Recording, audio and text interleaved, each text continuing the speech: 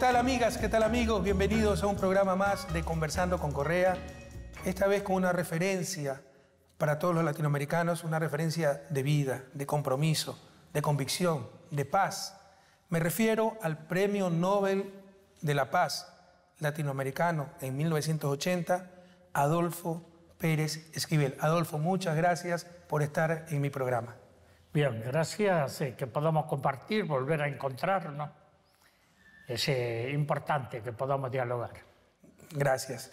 Tú ganaste ese premio Nobel, lo recibiste en nombre del pueblo latinoamericano, por una lucha, pero pacífica, en momentos muy duros en nuestra América, donde las dictaduras atravesaban toda la región, comandando esa organización llamada Servicio Paz y Justicia, CERPAJ. ¿Puedes explicarnos en qué consiste CERPAJ? ¿Cuáles fueron los desafíos en ese momento? ¿Cuáles continúan siendo los desafíos de la organización?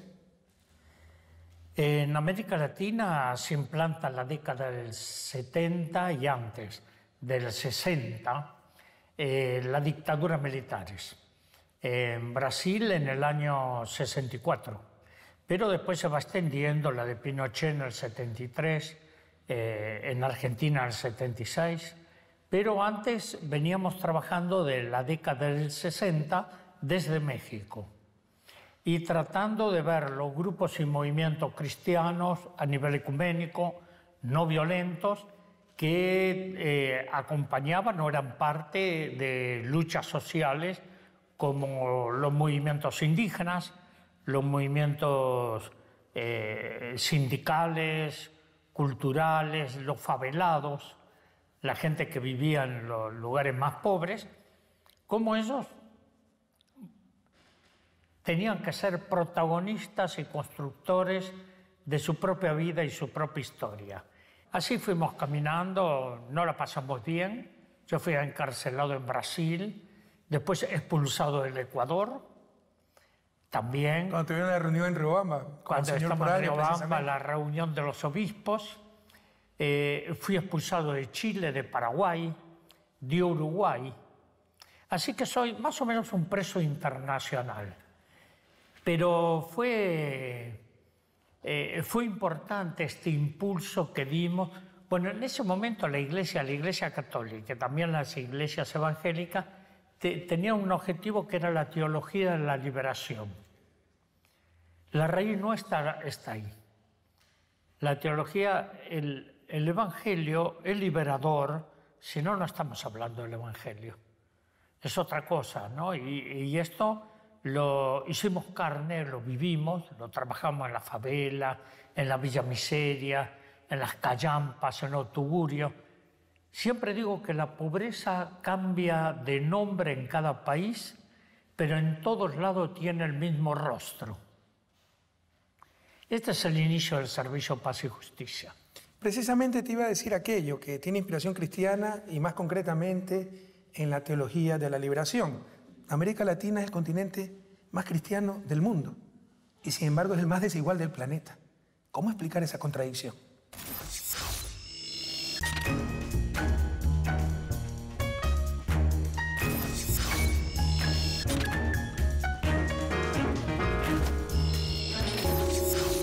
Bueno, hay muchos intereses que no es solo de los terratenientes, son políticas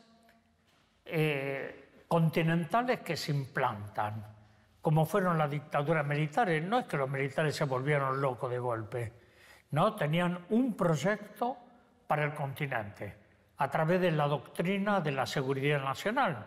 Esto nace en las escuelas de las Américas, nace en el Pentágono, en la Escuela Superior de Guerra de Brasil, con la dictadura del año 64, pero también en la Guerra de Argelia con los franceses. Los franceses son los que imponen una metodología del secuestro y la desaparición de personas. Así que muchos de esos militares que estuvieron en la Guerra de Argelia formaron los militares argentinos, chilenos, brasileros, es decir, hubo una escuela. 80.000 militares latinoamericanos pasaron por las escuelas de las Américas y por las academias militares de los Estados Unidos. Ahora, ¿Por qué? Porque hoy, tenemos que preguntarlo, Estados Unidos va implantando bases militares en todos los países. Bueno, creo que fue tu gobierno el que lo sacó de la base de Manta. Y nunca me lo van a perdonar. Nunca te lo van a perdonar. No te lo perdonaron antes y no te lo perdonan ahora. Y si no tuviera nada de malo tener una base extranjera en suelo patrio, ¿por qué no nos dejan tener una base ecuatoriana en Miami, como se lo propuso en su momento, para continuar con la base de Manta, ¿no? Todavía estoy esperando la respuesta. Ahora, ¿cuál es el objetivo de todo esto? Es no permitir que ningún país latinoamericano sea soberano. Es la colonización de todo el continente. Claro, cuando aparece un Fidel Castro, un Hugo Chávez, se enloquecieron, ¿no? Porque sus concepciones, sus ideas eran otras, de liberación, de gobiernos soberanos, autónomos. Este sueño que tuvieron los mayores, que tuvieron los libertadores de América, de la patria grande. Entonces, esto es lo que Estados Unidos no quiere permitir. Tanto es así que siempre consideran a América Latina su patio trasero. Pero en ese momento implantan las dictaduras en todo el continente con estas metodologías siniestras para impedir que los países sean libres. Fíjate, porque es importante hacer memoria, pero la memoria no es para quedarse en el pasado. La memoria nos ilumina el presente, porque esa concepción ideológica no terminó en el día de hoy. Siguen trabajando, siguen tratando de achicar los espacios. Claro, hay gobiernos cómplices en todo esto. Como por ejemplo, gobiernos que ahora destruyeron el Mercosur, la UNASUR, la CELAC. Esos avances de integración continental en este momento no existen. ¿Cómo hacemos para recuperar esos espacios? Y hoy, cuando hacemos una lectura de lo que está pasando hoy, son democracias débiles, condicionadas, restringidas y de una violencia tremenda. Entonces, una cosa fueron los golpes militares y otra cosa, gobiernos que llegan a través de elecciones, pero que no son democráticos. Son, como decía Eduardo Galeano, son dictaduras encubiertas. También hay una rebelión de los pueblos. Ahora, hay una cosa curiosa, que no hay liderazgos. Son más bien movimientos sociales emergentes. Ni siquiera agenda política, claro, es algo espontáneo. Claro, son como los ríos subterráneos que en un momento salen a la superficie y ahí arrasan con todo.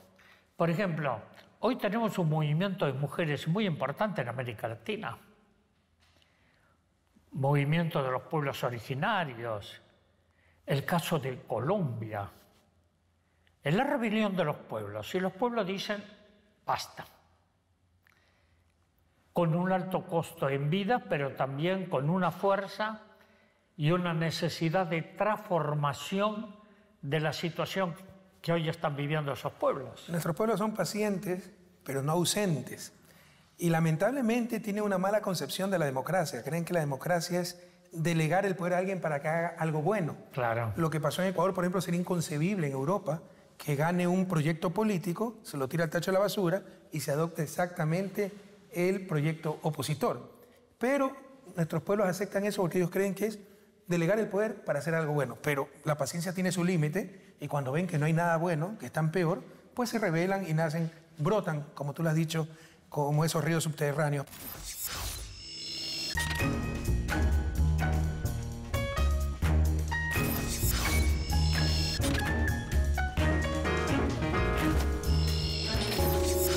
Pero mira, volviendo a lo de la teoría de liberación, que es un tema, como te habrás dado cuenta, que me gusta mucho.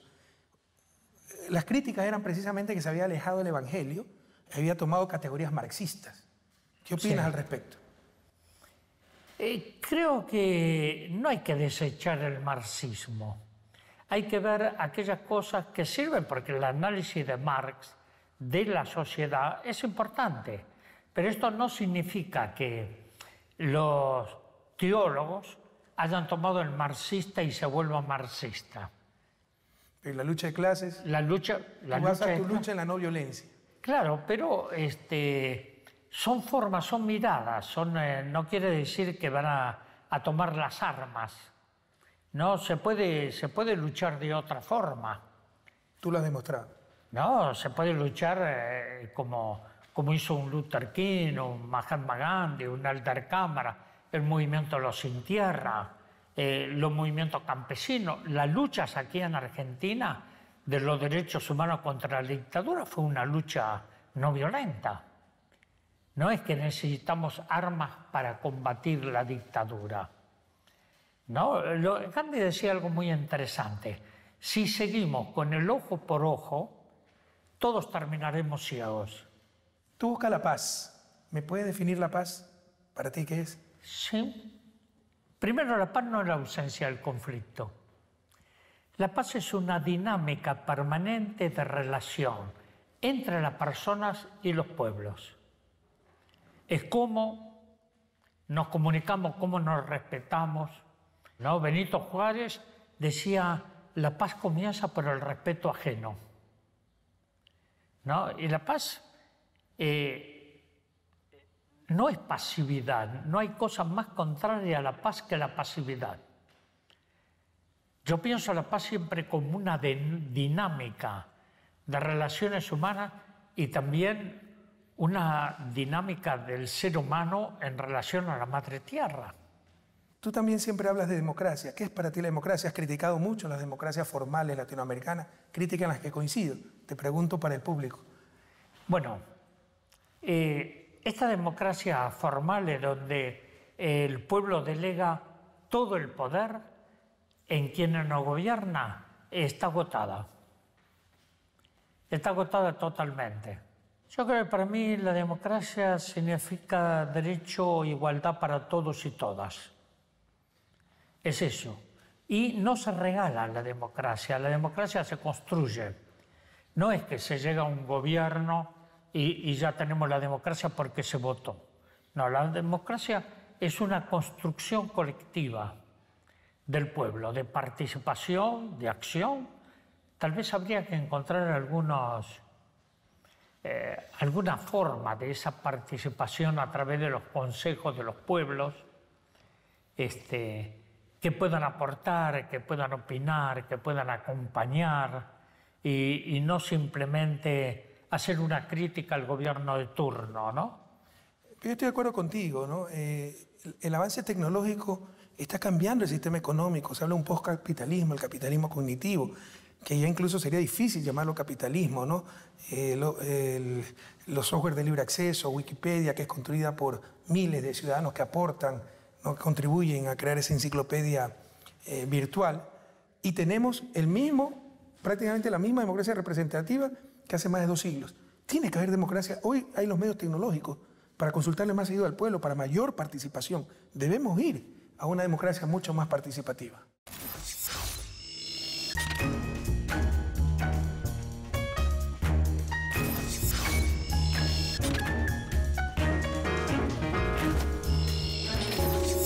Sí, y creo que eso no solo a nivel nacional. Hay que ver qué pasa con las grandes instituciones internacionales. Por ejemplo, Naciones Unidas. Naciones Unidas, cuando se crea, estaba constituida por 57 estados. Después de la Segunda Guerra Mundial, 5 países toman el control de Naciones Unidas y se adjudican el derecho de veto. Hoy Naciones Unidas está dominada por los 5 países. Hoy son 193 países en Naciones Unidas, pero la estructura sigue siendo del año 45. No creo que haya institución internacional que sea democrática. Claro, no es. Todo el poder está concentrado y controlado por Claro. los países hegemónicos. Así que, bueno, cada país tendrá que encontrar el camino, ¿no? No hay una sola forma de democracia en el mundo. Cada país va a tener que encontrar cuáles son los elementos que el pueblo quiere para su vida, para su desarrollo. Y bueno, esto tenemos que ver, ¿no? Hay estructuras, por ejemplo, la Organización de Estados Americanos, la OEA. La OEA para mí en este momento no está cumpliendo sus funciones, porque es muy dependiente de la política de Estados Unidos que impone sus políticas a la OEA. Es que es una barbaridad que tengamos que ir a procesar nuestros conflictos, Ecuador, Colombia, a Washington. ¿Qué sentido tiene eso? Claro. O que un país pequeño como Ecuador, como El Salvador, vaya a Washington a discutir con gigantes como Estados Unidos o Canadá. Tenemos que ir como bloque, tenemos que hacer nuestra propia instancia, nuestro propio espacio para procesar conflictos. Y eso era CELAC, Comunidad de Estados Latinoamericanos del Caribe. Pero con esta arremetida conservadora, todo están destruyendo, incluso la integración. No, tenemos que buscar la forma de integración regional, que actualmente no existen porque las han destruido, como la UNASUR, la CELAC. Es increíble. Y bueno, qué irresponsabilidad, qué falta de visión lamentable. histórica. Porque eso trasciende derecha, izquierda.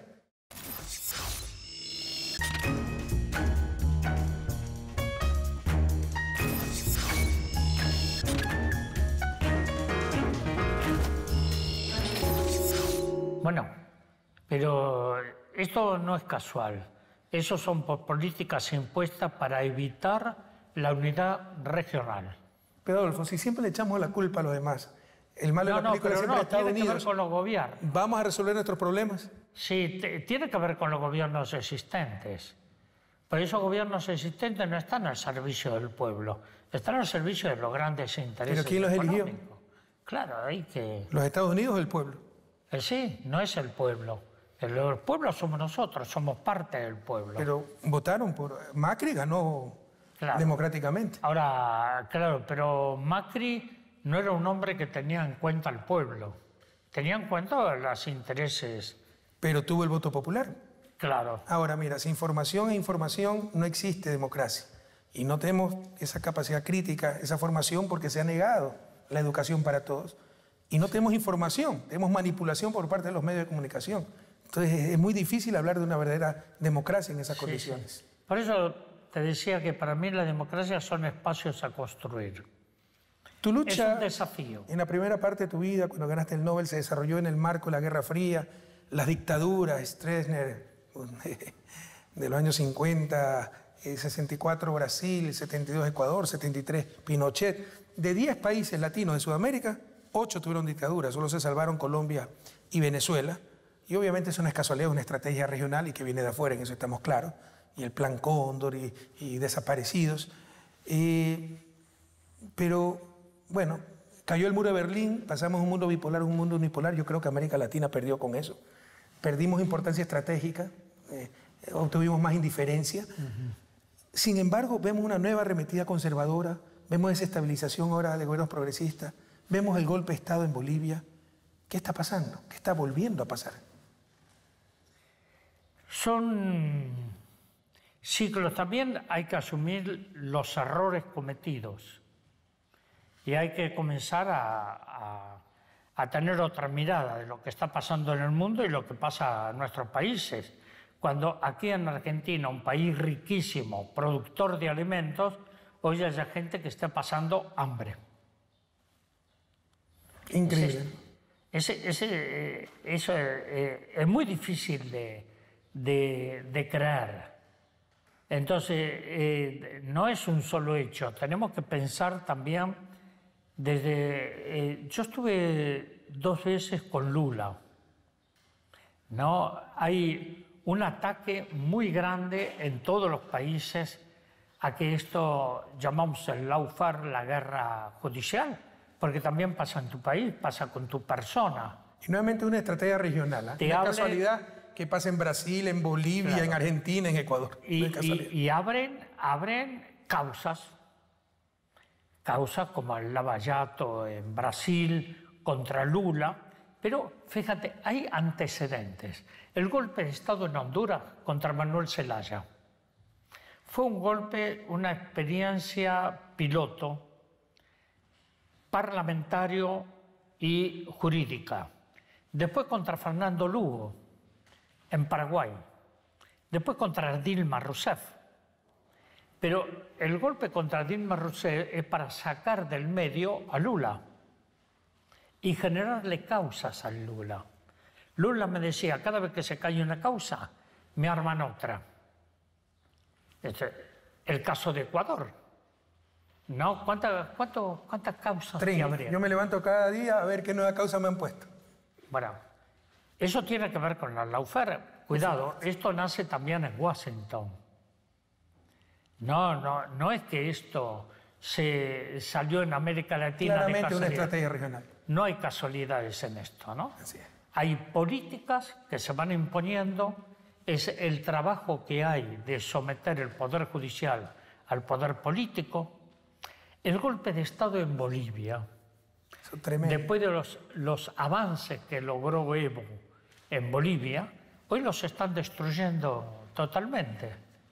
Ahora, el gobierno que actualmente tenemos en Argentina queda aislado del resto del continente, salvo López Obrador, México.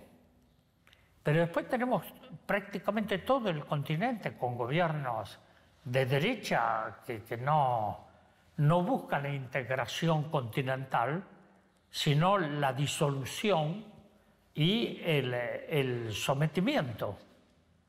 Y esto es preocupante porque se pierden las raíces de integración continental. Y por eso viene la rebelión de los pueblos. La rebelión de los pueblos no son casuales.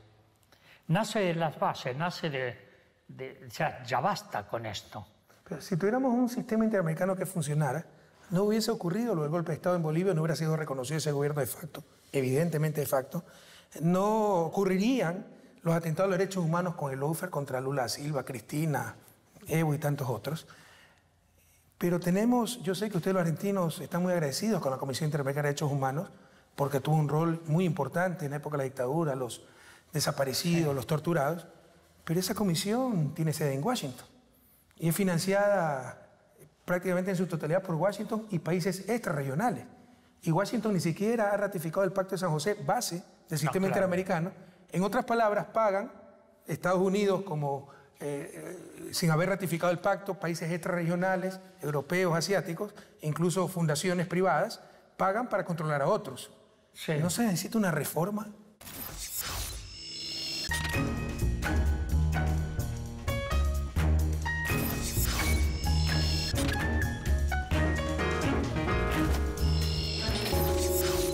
Lo que vemos es la necesidad de unidad regional.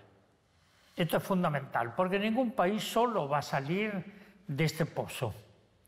La única forma de salir es unirnos, tratar de establecer un desarrollo equitativo entre nuestros países y comenzar a tener otra mirada hacia el mundo. Para finalizar, querido Adolfo, y gracias por tu presencia aquí, tú has hablado mucho de los pobres, de los excluidos, de los descartables de la sociedad, como lo llama el Papa Francisco. Muchos teólogos de la liberación los llamaban los empobrecidos. ¿Es buena esa victimización? Que todo es culpa de los demás, de explotación. ¿No es que tienen responsabilidad en su situación ellos mismos? ¿Acaso los victimizados, y estas son ideas de Obama en su libro La audacia de la esperanza, Audacity of Hope, ¿acaso los victimizados tienen supremacía moral sobre los no victimizados? ¿Tienen las respuestas que no tenemos los no victimizados? ¿Son referencia de vida para los no victimizados, como muchas veces ocurre con la mitificación del mundo indígena? A los pobres no hay que tenerle lástima, comenzando por ahí.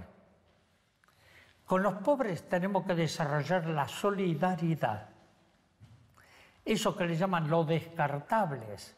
Nosotros como Servicio Paz y Justicia trabajamos con esa población, con los mal llamados chicos en la calle. Los chicos en la calle no están en la calle porque quieren, son víctimas sociales de una sociedad injusta. Es esto. Son marginados. ¿Cómo cómo podemos darles un sentido de vida y esperanza. Y aquí tenemos lo que debe ser la educación liberadora, concientizadora, donde esos pobres sean protagonistas de su propia vida y constructores de su propia historia. Adolfo, muchas gracias por tu presencia de corazón, siempre bienvenido. Y ustedes, amigas y amigos, hasta la próxima ocasión en un episodio más de Conversando con Correa.